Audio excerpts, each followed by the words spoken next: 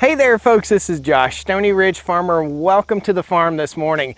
Today we're going to be working a day in the life on the Stony Ridge. So this is just one of the days that I'm not making videos about miraculous crazy things. We've got to work on the Ventrac a little bit. The tough cut, one of the blades, I hit a rock or something with it. Something's not quite right. We're not mowing as efficiently as we could be. We need to be running about 3.5 miles an hour in the field, and we're running about 1.5 miles an hour. Unacceptable. We got to get rocking and rolling with that. We're going to be working with the Massey Ferguson 240 tractor here.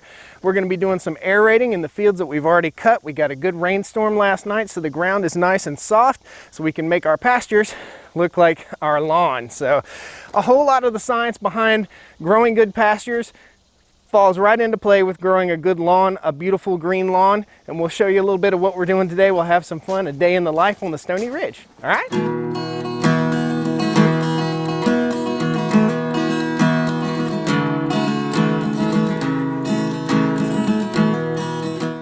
First thing we got to start with is coffee.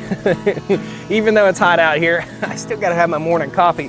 We've got to get the tools out of the shop here, and we'll show you how the tough cut raises up on the Ventrac. It's pretty cool, very handy mower. No zero turn does this. This thing flips right up. It's really interesting and really fun, easy to work on. So first thing we'll do when we get ready to tip up this apparatus on the front, this is called the tough cut. It's like a bush hog brush cutter for the front of the Ventrac. And if this is your guys' first time seeing the Ventrac, this is a 24.8 horsepower articulating tractor. It's really fun, and it's what we're using to maintain the whole farm this year, basically. The only thing we can't do with it is cut hay. So we'll take this little cover off. Probably don't have to do this, but I do it so it doesn't beat up the front of the machine. We'll take that off, set it over here on the Kubota.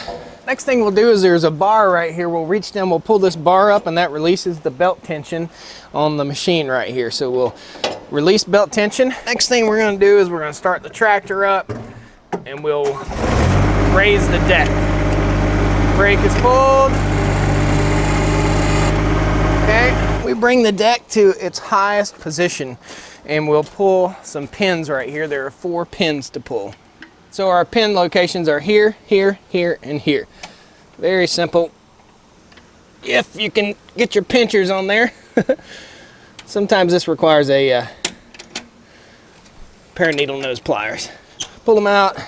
We're gonna save 2 pins to help hold the deck up once we get the pins removed. So this is how the tough cut tilts up.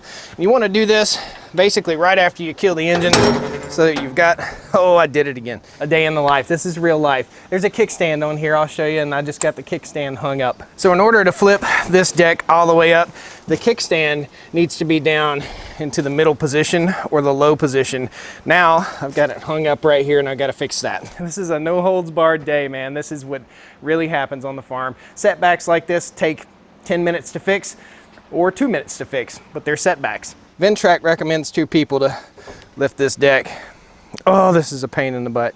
Did this very same thing the other day. There we go. Back down we go. Awesome. I don't recommend you do that. So it's just so simple. We just lift this up, lower it down, and that's it. But I forgot. Back again, raise up the deck, up we go, and drop our pin into place. It's a bit of a struggle. There we go. Now we've got a pin in place to hold the deck up just like this as we pull the blades off or access them or see what the heck is going on. Something going on underneath here. So I've been in this situation before, and I've raised the deck up on the Ventrac and then started scratching my head as to which way the blades turn, because they're sharp on both sides. So on a pulley on the other side here, I put an arrow to show which way they turn. So these 2 blades actually turn this way, and this other blade turns the opposite way. So this blade closest to the right hand side turns the opposite way, and you can see it turning. Very cool. Now the reason it works like this is because it basically pulls everything to the center of the machine, and then the center blade basically pulverizes or chops it up. And that's what I'm having a little bit of an issue with, is the center blade. I'm leaving a big pile of grass, but it's not pulverizing it like I'd like it to. So I'm checking to see if there's anything loose or dull or anything ridiculous that I see could be a problem. The first thing I see is I creamed a rock with this blade right here, and I've got to remove it real quick and sharpen it. I have some blades on standby, so I may end up just pulling the blade off and putting a new blade on, because on rainy days, I'll sharpen these blades. I'll have everything ready to rock and roll, and that way I can just do a quick removal and install and roll with it. Another thing we're going to do, these are solid tires. We're going to be unbolting the wheel assembly, and we're going to move it up probably 2 inches or so, something like that. That way we don't scalp the grass quite as low as we're doing, and we can roll with the mowing. We can just get out there and go. Hopefully we can go 3.5 to 5 miles an hour with this thing in optimum running condition. But if you don't have it in optimum condition, then this is what you run into. It's not cutting good. So when you hit rocks with lawnmower blades, it breaks stuff. What we'll be using is our big old DeWalt Impact, and we have the adapter kit so you can use the new style batteries with the old style tool. So we'll rock and roll, get this off. Now, in case you don't know, if one blade spins the opposite way, that means that one of them are reverse thread. So the reverse thread is the one that spins the backwards way. So we'll go in and remove the crappiest blade first, and we'll inspect the rest of them. We may hit it with a bench grinder real quick, or we may get out the work sharp and really sharpen them razor sharp so that I can move on with it. It really makes a huge difference having ultra sharp blades when you're bush hogging with a machine like this, or when you're mowing your lawn. If you can get that blade super duper sharp, it really helps your grass, and it really helps speed up the process. So something that's very important. And your deck needs to be level, and the tire pressure needs to be the same. Now, these are solid tires, but the finish mower has tires that hold air, has pneumatic tires, and you have to make sure that the pressures are equal on each one of these tires, or you will get a scalped lawn, which you don't want. You want it laser straight. Very simple. There we go. You gotta remember it's reverse threaded. This is the blade that's causing us grief. Nasty. This is a brand new blade. I do not remember hitting a rock like that. The way this machine works is if one of them spins the opposite way and both edges are sharp, gonna get some science here, then all I have to do is switch these two and replace one. So I can get away with doing that once before putting all 3 new sharp blades on. So that's what we're gonna do. We're actually gonna remove and swap out this middle one here. I'm gonna make sure, yeah, this guy's sharp as can be. All we're gonna do is switch blades. And you can see this is the one that we've been using, and this is the new nicely finished edge. So we should be very happy with our cut. Do a little visual inspection of the last blade, and it seems to be pretty good. It's not rock star shape, but I think it's good enough to get the job done. So once again, this is where it pays to have the right tools. Got a impact socket and an impact extension. Oh, and our impact driver. If we were doing this with a regular wrench, it'd take me forever. This is a 9/16. We'll loosen 4 bolts and we'll raise it up. She's got a little bit of weight to her. We're bringing it up 2 notches. And once we get one bolt and nut started, it should stay in place. I'll give you a little more detail here in a second. Our cutting height now should be somewhere in the neighborhood of 4.5 inches. Maybe 5. So we'll repeat this process with the other one. And basically all we're doing is aligning these nuts with different holes, raising the deck up, and then when we get ready to slide our pins back in, our deck will be about that much higher. That'll make us roll through this a whole lot faster. And the whole goal is just to take the top off of the grass and to cut the Lespedeza. We've got some Lespedeza that's getting ready to seed out. I don't want it to seed out. I don't want the weeds to seed out. So that's why we're mowing vigorously. We have never, ever let this grass in our lawn grow up and spit out seed. And look at it. Look at how good it's doing. Look at the root structure. You really can't see the root structure, but you can see that is rock star, man. That's what we want our hayfields and our pastures to look like. So what we're doing is intensively mowing, feeding the land with the grass clippings and the weed clippings, and cutting it before the weeds spit out seeds so that we can reduce our weed load without sprays. That's the plan. And it keeps it pearly white. So our deck is ready to come back down. I'll give her a little lean, pop that pin out, and then slowly lower this. This is more of a two-person job, but I think we got it. So here we are at the Massey 240, and I have to check the oil. We just changed the oil in this thing and it's clean as a whistle, but I want to make sure. We just serviced the tractor, and I saw guidelines that said 6 quarts, 6.5 quarts, 7 quarts, and 7.5 quarts. So we ran the tractor for a little bit. We actually replaced the fuel filters and the oil filter. Everything's been serviced, lubricated, ready to rock and roll with this tractor. So oil checked out good. There's no leaks in the fuel filter area, so we'll fire it up. So before we take off to the other side of the farm, we'll let this tractor sit in here and warm up. I gotta wipe my face off and put on some sunblock on the back of my neck and my chest and everything, because it's hot and middle of the day. This hat serves a purpose. It might look like crap, but the reason it looks like crap is because I pull it down when the sun is blasting my face. Don't want skin cancer, gotta protect ourselves, so we put some SPF 100 on. The Ventrac now has a canopy, which saves us a whole lot. We can get out in the middle of the day and mow in the shade. Awesome. It's actually better on me in the hot, hot sun when it's directly overhead than it is when the sun's going down.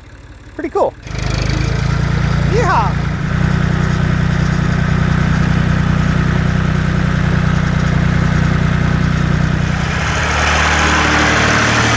So this field here is about 4.5 to 5 acres. We'll throw the drone up in the air. It's gonna take us about an hour, hour and 10 minutes to do this section. Then we've got another section across the road that we've already mowed, and we'll go ahead and do that. Now we're doing this after we mow because sometimes this will turn up rocks and sticks and stuff like that, and we want to be able to drive over it with the Kubota, clean up the rocks and sticks. That way we don't hit them next time we mow. So we're establishing pasture. This was a briar patch. It was all weeds, little saplings, trees 2 years ago. Amazing. Hopefully I can find some footage and I'll show you some before and after. I hope I have it.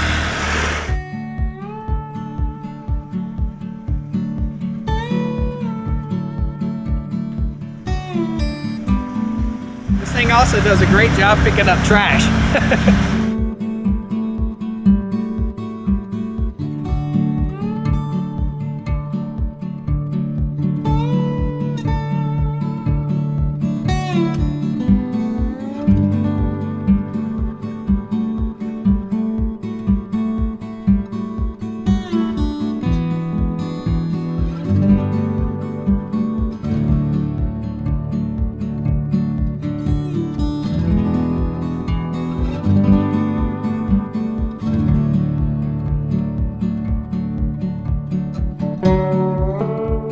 So it's getting hot and we've still got quite a bit of work to do. What we had out here were a bunch of cedar trees, and you can see cedar just does not rot. So that's pretty in there, nice and pretty and red, but we're pulling up a few rocks here and there and a few sticks like that, and every beer can that was chucked out the window for the last 30 years is stuck on this thing. So let's talk to you a little bit about why we're aerating. And look at the soil here, okay?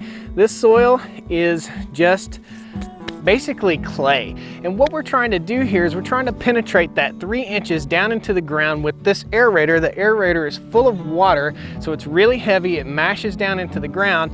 And what we're doing is allowing for oxygen and carbon dioxide exchange down in the soil, which will help promote micronutrients in the soil, which will help promote soil growth. And also, when it rains on this farm, we don't want water to run off the farm. We want water to stay on the farm. And that's what this does. It provides little cavities for the water to get into. We're gonna aerate 3 times a year for the next probably 5 to 10 years. We're gonna aerate, aerate, aerate, and we're gonna see how this does and how it improves our land. It's already doing great in the yard and great in the front pasture in front of our house. We didn't have near the water runoff after we aerated. Now, if you want advice on how to grow grass, you can go with a keyboard cowboy that might be telling you that aerator won't work, plugger works better, blah, blah, blah.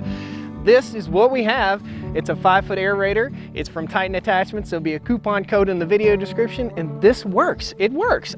We don't want to plug our fields. We don't want to plug our pastures because there are just too many rocks out here, and we'll rip a plugger to shreds. But the spike aerator does a great job. If it runs over a stump or a rock, it just bloop, goes right over top of it. Now, if you want to talk to a guy that knows how to take a disaster of a pasture and turn it into something beautiful, a beautiful hayfield or a beautiful cow pasture. Right here it is. No fertilizer on this field in the last 2 years. Nothing. All we've done is mow, mow, mow. We actually cut hay off of it last year. If you want to learn how to get grass to grow in your pastures, listen to the guy that's growing grass in his pastures. He'll teach you, he'll show you. Later on in the year, in September, October, we'll go back over this field with a seed drill, a no-till drill. We'll drill down fescue grass seed. We'll also drill down some timothy, and we'll also drill down some ladino clover. And ladino clover will fix nitrogen and keep us from having to fertilize this field forever. Rad. For everybody that doesn't understand, you cannot cut hay off of a piece of land for year after year after year after year without putting something back. And the typical thing people put back is chemical fertilizer. That is not what we want to do on our farm. Okay, so story of my life. We did not complete the entire job with the tractor here. We got into a situation where the soil is starting to harden a little bit, and you can see storm clouds looming overhead. It's summertime and the dirt dries out really, really quickly, so we will not be able to aerate the second half of this field, and you'll see it as we're flying the drone over. So I'm gonna hop on the Ventrac and get busy. Contact!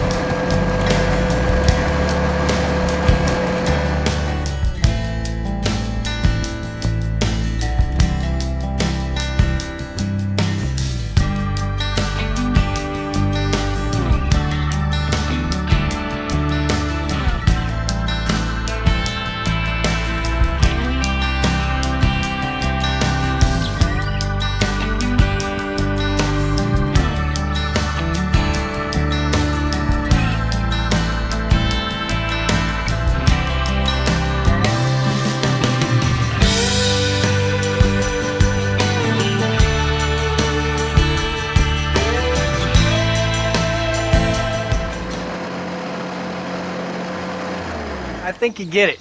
A busy day here on the farm, a busy day with the tractors, just a busy, busy day. If it rains this evening, which the looming clouds are saying it may rain, if it does rain this evening, we'll get back over here with the aerator and we'll finish aerating the rest of this field. You probably saw it all from the air. So what we do is we cut, and then I'll go back in and I'll aerate behind. Then we'll aerate one more time before we drill down seed in September, October time frame. That's it. Just a normal day here. So if it doesn't rain, we'll get in the garden in the morning. We'll work in the garden just a little bit. A day in the life. Every day we try to make this place more beautiful and more sustainable and a better place. Pretty cool. Guys, thanks a lot for joining me here on the Stony Ridge Farm today. You asked me for a day in the life. This is a day in the life. Wake up early, get out, fix a mower, work on a tractor, get on a tractor, ride. I probably have, if it doesn't rain on me, I'm just going to ride until I get this done. I cut the field up into sections that take about 4 hours to mow, and I just kind of know, around about how much I can mow in about 4 hours. It's about 5 acres. So we'll cut it into sections, mow it up, get it done. Thanks a lot. We'll see you next time. Please pound that like button, subscribe to the channel. We'll see you on the Stony Ridge again. All right? Land of the free and the home of the brave. I'm proud of who I am, and I'm proud of what I made on the Stony Ridge. Woo! One final thought. I was sitting here on the mower, and a big old black snake crawled and went right up in that hay cutter. That's a nice big black snake. We like black snakes on the farm. Keeps the mice down. And the copperheads, they say. If black snakes are around, there'll be no copperheads. Here we go again on our own, going down the only road I've ever known.